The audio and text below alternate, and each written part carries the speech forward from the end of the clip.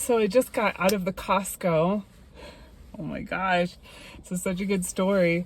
I had to get some top ramen. Oh my gosh, you guys, this was so cool. So I ran into some witnesses, 3 of them, and they were all part of this family that I used to be, really connected to. And I went up to them, I was like, oh my gosh, hi, how are you? And they give a big old hug. All 3 of them, all 3 girls. And so we got to talking, and then they were like, oh, hey, my dad's growing a beard, my brother's growing a beard, everybody. Because we're kind of talking about how, like, my hair's grown out gray, and it's like, yeah, who knows how it's going to grow out? You never know. And yeah, they said they're growing out beards. Did you know? And I said, yeah, I've heard a lot of updates. It's kind of, yeah, that's great.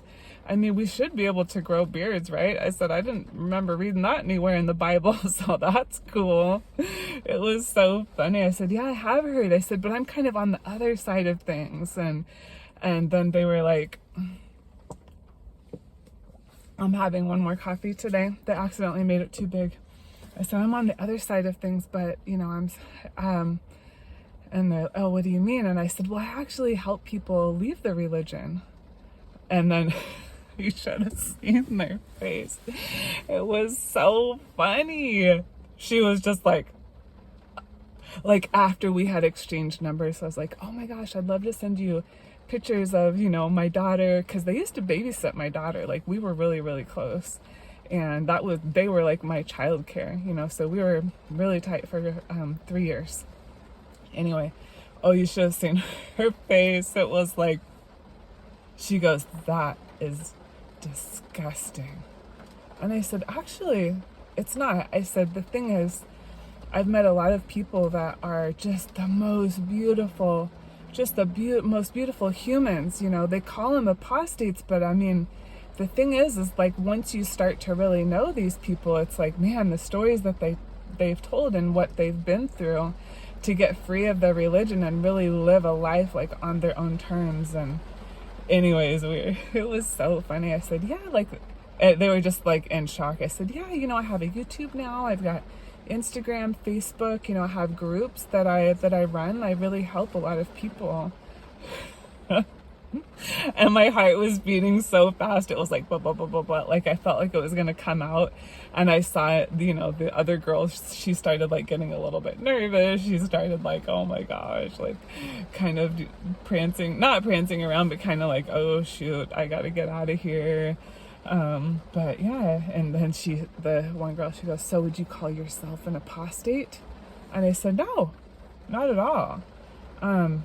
I'm just a human, I'm just living my life. Like, I don't really need any labels to define me, but I said, I really love what I do. I just love helping people and loving seeing people reach their full potential, and somehow we got on the CSA stuff. And then I said, and the one lady, she was like, well, that's the parents' problem. The parents, they should feel disgusted in themselves if they let that happen to their child and they don't report it to the authorities. And I said, well, how could they report it? I mean, it's a kid, right? And if the kid is, groomed, and I didn't say all these things, but like groomed and then silenced and then threatened and, all of these things, you're going to come to your mom? I didn't. I didn't go to my mom right away. I remember it took a while for that to come out. Yeah. Anyway, she's like, no, it's the parents. And I said, no, it's actually the religion, because they really do cover up all of these child sex abuse cases. And there's lots of court cases that you can look up online. It's not really like an opinion. It's actual facts that are part of the court system. And like, I really stood up for myself. I stood up for us. And I told him, like, no, just very matter of fact, hey, you know what? If I can go out and preach a delusional bullshit message, like placing the watchtower in a wake, oh my God, like, this is easy, because it's like, we're telling the truth. You can actually dig and find facts. When you're preaching to people at the door as a witness, you don't even know what you're talking about. and all of the scriptures go in a big circle and it's the same ones and it doesn't make any sense. I mean, come on. If I can do that, go door to door, I can definitely talk to somebody in the Costco and tell them, hey, this is what I'm up to. I guess I have the luxury of not really having, it's not a luxury, okay? But I know that it's different than some people because I don't have family that was in. I was first generation Jehovah's Witness. My mom was one of 5 kids that came into the religion when I was a baby. So I was kept away from my whole family. So the way that it happened for me is when I tried to reconnect with family, kind of like somebody that was in the religion with family would try to connect with friends, it was very awkward, right? Because I'm having to connect with family that I'm like, hey, do you like me? You know, like, I know it was kind of weird. You know, it was that kind of thing. So yeah, like losing this family that I saw today in Costco, yeah, it was sad, you know, and it's not comparable to like regular blood family, but it was painful because that's all I ever knew. I was kept from my whole family on my mom and my dad's side for my whole childhood. So I never connected with them. Now I do have an aunt. And, well, I have a few aunts, right, that are, like, we have had to build up a relationship, like me being a baby, you know, like, I feel like a baby sometimes, you know. Anyway, yeah, Costco was fun. I found it's raining like crazy.